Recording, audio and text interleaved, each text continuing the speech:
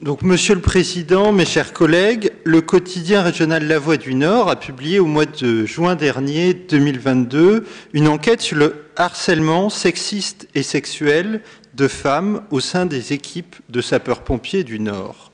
Les faits graves de harcèlement, d'agression ou de sexisme relatés dans cette enquête doivent alerter la direction du SDIS du Nord et l'amener à mettre en place un plan d'action structurel.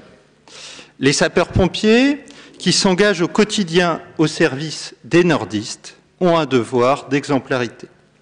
Or, la faiblesse de la réaction de la direction du SDIS du Nord sur ces questions illustre une nouvelle fois son manque de vision que nous avons déjà pointé.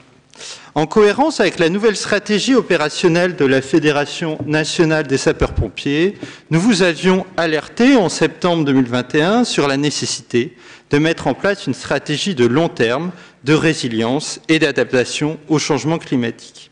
Alors que l'activité des SDIS est fortement impactée par le réchauffement climatique, cette stratégie suppose de mieux préparer notre territoire, d'adapter la réponse capacitaire, ainsi que la formation et la mobilisation de tous les acteurs de la protection civile, à commencer par la population.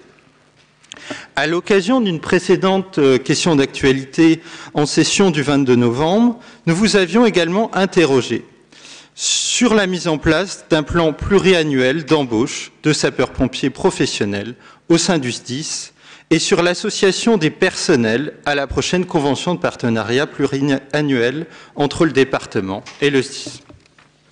Dans la continuité de ces deux interpellations, invitant la direction du SDIS à sortir d'une logique purement gestionnaire pour redéfinir le sens de la mission des sapeurs-pompiers, nous vous faisons part aujourd'hui, Monsieur le Président du SDIS, Monsieur le Président du département, de plusieurs questions.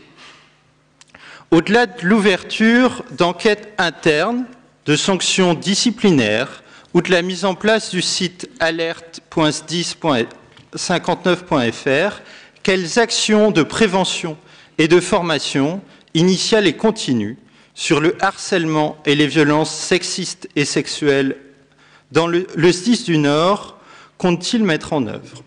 Au demeurant, qu'en est-il du plan d'action visant à renforcer la féminisation des effectifs de sapeurs-pompiers?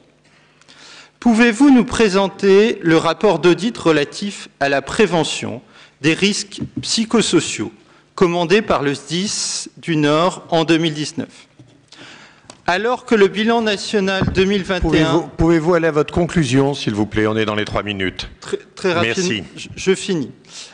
Très rapidement. Alors que le bilan national des remontées d'informations sur les suicides et tentatives de suicide ne fait état que de données relevant du bon vouloir déclaratif de chaque SDIS, quelles actions de prévention le SDIS du Nord compte-t-il engager donc, au sujet des suicides? Je vous remercie.